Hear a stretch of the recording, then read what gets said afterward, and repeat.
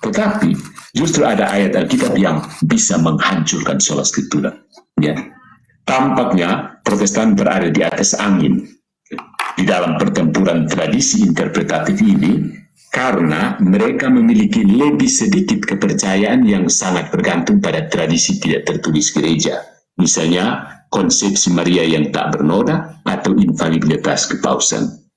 Namun, bahkan jika dogma-dogma ini tampak lebih jauh bagi mereka yang menyangkalnya, gereja juga mengakarkan ajaran-ajaran ini dalam kitab suci. Seperti halnya Tritunggal atau inkarnasi Kristus. Ya. Dan tentu saja, kanon kitab suci itu sendiri tidak dapat diturunkan dari kitab suci. Itu mau bolak-balik kitab suci bagaimana juga tidak punya daftar kitab suci. Daftar buku, daftar isi kitab suci itu tidak ada dalam kitab suci. Jadi dari mana kita tahu daftar isi kitab suci? Dan itu memberi tradisi gereja peran yang sangat penting dalam pembentukan dogma. Ya, penting sekali. Gereja yang tentukan Alkitab, sehingga dari Alkitab itu Protestan bisa foya-foya bikin doktrin, betul? Begitu. Karena Alkitab tidak mengatakan bahwa dukungan Alkitab langsung diperlukan untuk menegakkan doktrin iman, maka seorang Protestan yang sola scriptura tidak bisa mengatakan bahwa gereja tidak Alkitabiah karena posisinya terhadap kitab suci. Sebenarnya satu-satunya cara untuk membuktikan bahwa gereja Katolik tidak Alkitabiah adalah dengan menunjukkan bahwa apa yang diajarkannya adalah kontradiksi yang jelas dari kitab suci. Notabene, bukan hanya ajaran yang bertentangan dengan interpretasi Protestan terhadap kitab suci. Jadi kebanyakan, misalnya tentang Mariologi, itu hanyalah bahwa ajaran Katolik berbeda dari tafsiran Protestan. Ini yang tidak mau diakui oleh orang Protestan. Nah, itu bertentangan dengan tidak. Jujur saya mengakui bahwa itu bertentangan dengan tafsiran kami Protestan terhadap Alkitab kamu. Harus tahu Alkitab kamu. Ya. Dan disinilah Protestantisme benar-benar gagal total dalam serangannya terhadap gereja Katolik. Good job Protestan. Tidak ada ayat dalam Alkitab yang bertentangan dengan ajaran gereja Katolik. Jika Protestan dapat menemukannya, silahkan teriakan dari atas atap rumah. Tetapi bahkan jika ada ayat yang tampaknya bertentangan secara langsung oleh gereja Katolik, itu tidak akan menyelesaikan perdebatan Katolik Protestan, karena Protestantisme didasarkan pada kontradiksi langsung dari kitab suci. Ya. Protestantisme itu berdasarkan pada kontradiksi langsung dari kitab suci. Ajaran yang diduga mengikuti dari sola scriptura yang menunjukkan reformasi adalah sola lain, yaitu sola fide. Ini umumnya dipahami sebagai arti bahwa manusia dibenarkan atau diselamatkan hanya oleh iman selain dari perbuatan. Masalahnya adalah bahwa satu-satunya ayat dalam Alkitab yang menggunakan terminologi itu adalah Yakobus bab 2 ayat 24 yang mengatakan bahwa manusia dibenarkan oleh perbuatan dan bukan oleh iman saja. Ya. Faith alone itu hanya muncul di ayat ini saja dalam kitab suci. Ya. Jadi faith alone itu dogma buatan manusia sebenarnya. Satu-satunya jalan keluar dari kontradiksi bagi Protestan adalah dengan menegaskan tradisi interpretatif mereka melawan ajaran yang jelas dari ayat tersebut. James chapter 2 verse 27 24 begitu. Yang sekali lagi ya baik-baik saja sebenarnya semua orang melakukannya, tetapi itu merusak klaim bahwa Protestan mengikuti sola scriptura sementara umat Katolik menambahkan tradisi manusia yang tidak alkitabiah. Inkonsistensi Protestan maksudnya. Siapapun dapat mengklaim sola scriptura jika kitab suci bisa berarti apapun, ya. Jadi kesimpulannya seperti ini, saudara-saudari. Protestantisme sendiri memberikan kesaksian tentang fakta bahwa, jadi Protestantisme dalam dirinya sendiri itu memberikan kesaksian tentang fakta bahwa sola scriptura secara praktis adalah tabir asal teologis, kabut sofisme teologis. Fakta bahwa ratusan kelompok denominasi yang tidak setuju semuanya. Itu semuanya menunjuk pada kitab suci sebagai sumber iman dan praktik mereka yang tertinggi atau satu-satunya, menunjukkan bahwa tradisi interpretatiflah yang sebenarnya mendorong teologi Protestan. Ketika seseorang mensurvei lanskap luas kepercayaan yang tidak sesuai sebagai konsekuensi dari reformasi, sungguh luar biasa bahwa umat Katolik sendirian yang diserang atas dasar bahwa mereka mengakui peran tradisi yang jelas diperlukan dalam penafsiran Alkitab. Ya. Alkitab yang tidak ditafsirkan tidak dapat berfungsi sebagai otoritas agama. Dan Alkitab selalu ditafsirkan menurut beberapa tradisi interpretatif. Masalah sebenarnya kemudian ini adalah tradisi interpretatif mana yang harus diikuti. Dalam perdebatan ini, antara tradisi interpretatif gereja yang telah ada sejak zaman Kristus yang menentukan kanon kitab suci itu sendiri, serta ajaran ortodoks universal tentang Tritunggal, inkarnasi, dan lain-lain, atau salah satu dari ratusan tradisi interpretatif yang bertentangan yang muncul lebih dari 1.500 tahun kemudian bertentangan dengan ajaran gereja itu yang menetapkan kanon. Jadi mana yang mengikuti? You decide. Itu.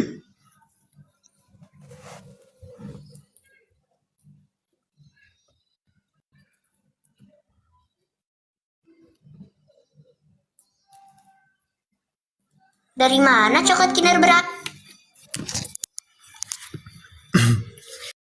Capek juga aku muter.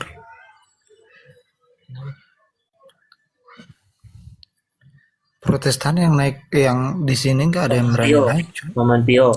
Ya. Izin, kebetulan saya live kan di YouTube, ada tanggapan nih di YouTube nih. Saya ini ya, saya tanggapi ya teman-teman. Apa ya? Boleh. Silahkan. Nah, ini jadi beginilah teman-teman. Kalian Protestan itu selalu play victim. Padahal di dalam kerangka pemikiran kalian itu berisi pikiran kotor terhadap Katolik. Seperti komentar di YouTube ini. Sampai dia ngomong Katolik sesat. Coba. Enak betul kalian. Ya kan, giliran kami tanggapi, kenapa kalian menyerang Katolik? Nah, coba. Kenapa kalian kayak anak kecil? Giliran kita menanggapi, kalian ngambek. Giliran kita diam, kalian seenak perutnya. Coba ya. Nah, coba ya saya baca apa yang dia sebut di sini. Ya. Namanya di sini Helin, tapi saya melihat ini rohnya Yudas Iskariot ada di sini. Rohnya Yudas of Rome maksudnya, ya. Dia mengatakan gini, "Stop sembah patung, Bunda Maria. Langgar perintah Yahweh." Lalu dia berikan ayat macam-macam. Siapa yang sembah patung? Bukankah otak kalian itu yang membuat narasi itu? Saya bingung, saya dari kecil adalah Protestan. Dan dari kecil ucapan-ucapan ini tidak pernah maju. Pengetahuan kalian itu hanya berhenti di patung. That's it. Hanya berhenti di situ. Pak Nabi ke-31 ditutup dulu mikrofonnya. Hanya berhenti di patung. Tapi kamu tahu nggak? Sudah banyak Protestan membuat patung. Sudah banyak Protestan membuat patung di gerejanya. Cek di Google sekarang, saya sebut gerejanya. Gereja HKBP Palmerah. Kamu buka di Google. Tulis Gereja HKBP Palmerah. Nanti ada patungnya tuh. Kalian ini lucu. Nyerang Katolik, kalian benahi dulu Protestan kalian. Nah, nanti giliran kami angkat bicara, jangan merengek-rengek seperti anak kecil. Ngadu polisi. Kami punya hak jawab. Masa kalian seenak perutnya menuduh? Saya sebagai orang yang belajar tentang iman Katolik, saya punya tanggung jawab juga untuk memberi katekese kepada umat Katolik. Memberitahu mereka bahwa tuduhan Protestan itu tidak benar. Lalu kalian inilah. Play victim lah, kok nyerang Protestan? Kita kan sama-sama memuji Tuhan Yesus. Muji Tuhan Yesus yang mana dulu? Yesusmu kan punya saudara kandung, ibunya berdosa. Tidak pernah iman Katolik meyakini itu. Ya. Jadi kalau kau bicara mengenai patung, kau bereskan dulu di Protestan. HKBP Palmerah punya patung.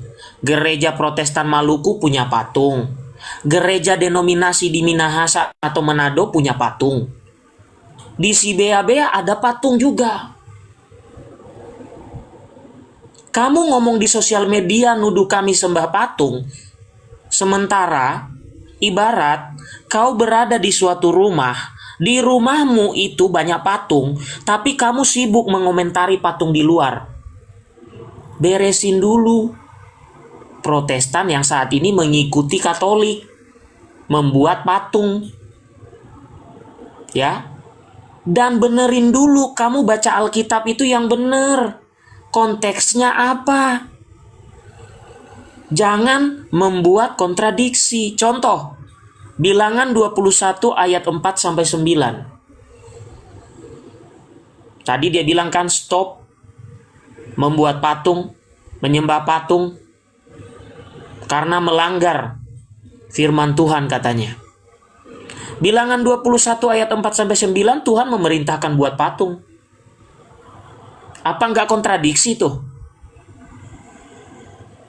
1 Raja-Raja 6-7 di dalam bait Allah Salomo, Allah memerintahkan membuat patung kerub, patung malaikat. Di dalam Keluaran 25, Allah memerintahkan Musa membuat tabut perjanjian dengan patung di atasnya. Coba, kalian saja tidak konsisten. Kalian membuat Alkitab itu kontradiksi jadinya. Makanya Protestan yang sudah membuat patung itu udah benar itu.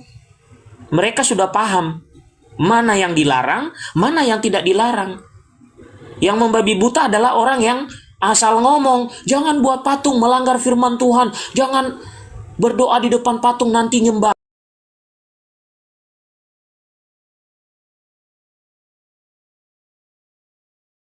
Karena di dalam Protestan itu gak ada kesatuan. Bisa jadi kalau ngomong sama orang yang berbeda, pasti dia mengatakan, kan itu bukan gerejaku, walaupun mereka ngaku Protestan. Lalu dia mengatakan, apa lagi ini? Tahun 367, si Damasius. Apa ini? Kau baca buku buku yang mana ini? Oh Tuhan, kenapa ada orang-orang seperti ini? Tahun 367 si Damasius mengkudeta Paus Ursenus lewat tragedi Basilika Sisininus yang tewas 137 orang. Tahun 367 Paus Damasius I membuang Uskup Athanasius, pengkanon Perjanjian Baru dan Alexandria Mesir. Ini sejarah dari mana coba? Ini buku-buku hoax yang dibaca. Kenapa Paman Pio? Itu di YouTube. Iya, komentarnya seperti itu. Nih Paman, saya tunjukkan ya. Sorry tadi saya tidak izin Paman ya. Saya Gak apa-apa. Saya live-kan begitu saja. Nih, komentar ini nih. Nih komentarnya. Nih. Ini dari mana sejarahnya? Dongeng itu. Coba Kak Roma Lokuta silakan. Dongeng itu. Silakan. Itulah. Kok bisa? Kok bisa para pendeta mengajarkan ajaran hoax? Ini nggak ada sejarahnya. Athanasius, pengkanon Perjanjian Baru itu ceritanya dari mana? Ceritanya dari mana? Athanasius itu melawan Arius, iya. Melawan Arius dalam konsili Nikea. Ya ampun, kalian pengetahuan kok ya seenak udelnya ngomong. Ngetik. Athanasius melawan Arius itu adalah ada sejarahnya. Athanasius mengkanon perjanjian baru itu ngawur. Nih, ada bukunya. Yang mengkanon itu siapa aja? Kalian itu yang pinter dikit lah. Aduh. Eusebius, Hieronymus, Nih, Agustinus. nih yang ada di YouTube ya, saya ajarin kau supaya pinter. Jangan jadi pendusta. Saya paman Pio, saya ini orangnya sangat tidak suka dengan pendusta loh. Jujur aja, greget gitu kalau ngelihat kayak gini. Nih. Nih kalau kau bicara yang kanon ini. Eusebius, Hieronymus, Agustinus. Ini bukunya. Ya. Justru yang kalian itu yang modal Google, ya masa kelas internasional bukunya masa kau bilang modal Google. Nih. Ini kau pelajari. Kalau bisa jangan dengar dari mulut pendetamu sendiri yang suka menghina-hina Katolik itu.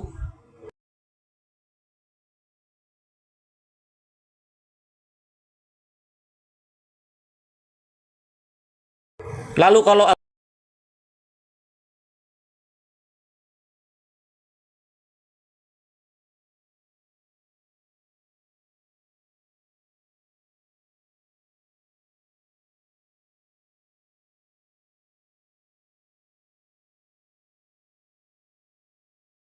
membuat dari yang tidak ada menjadi ada. Bikin. Harusnya menerjemahkan. Masa saya harus ajarkan bahasa Indonesia kepadamu? Yang komentar di sini? Bikin. Kok bikin sih? Menerjemahkan.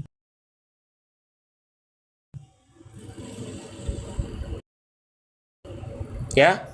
Jerome salah terjemahan kata dia. Jerome salah terjemahan Kejadian 3 ayat 15. Keturunanmu ditulis wanita, bukan laki-laki. Tahu nggak jawaban saya, Paman? Yudas Sofrom itu, Paman. Iya. Tahu nggak jawaban saya? Jawaban saya bilang gini. Coba. Masa Anda mau mengatakan yang melahirkan itu laki-laki? Apa itu ajaran protestantisme? Dia protes, tapi dia mengajarkan, dia menolak bahwa itu wanita yang disebut. Dia mengatakan itu laki-laki. Loh, masa yang melahirkan laki-laki, guys? Siapa yang ngajarin kalian laki-laki melahirkan? Oh, ya. Saya lupa. Mereka kan merestui LGBT. Saya lupa. Saya lupa, Paman Pio. Kemarin Paman Elang sudah menunjukkan. Ya, bahkan ada yang membangun MOU. Nih, saya tunjukkan ya. Nanti kalian bilang saya nuduh-nuduh, ya. Nih ya, saya tunjukkan sinode. Gemim ya, Gemim itu kerjasama sama gereja LGBT di Amerika. Nih, saya tunjukkan. Gereja, nih ada beritanya loh. LGBT Amerika. Saya orangnya nggak bicara asal-asalan. Karena saya dosa nanti kalau saya bicara asal-asalan. Nih, saya tunjukkan pada kalian. Nih. Oke, kita buka ya. Oke. Mari kita lihat. Judulnya apa, Paman Pio? Ketua Sinode GMIM diduga MOU. Bukan diduga karena dia sudah MOU. MOU dengan Ini gereja kan bahasa berita. lagi bete di Amerika. Nih orangnya, coba lihat. Jemaat. Nih orangnya nih. Ayo. Udah, sekedar berita. Nanti silakan kalian baca isinya. Oke ya? Masa dia katakan laki-laki melahirkan? Coba. Nih, makanya saya bilang, masa Anda mau mengatakan laki-laki melahirkan? Oke. Kita lihat lagi komentarnya. Lalu saya jawab, 4 dogma tentang Bunda Maria bermuara kepada pengakuan tentang Yesus yang sungguh ilahi dan sungguh manusia.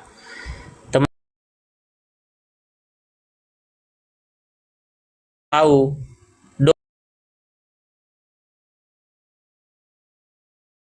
Bunda Maria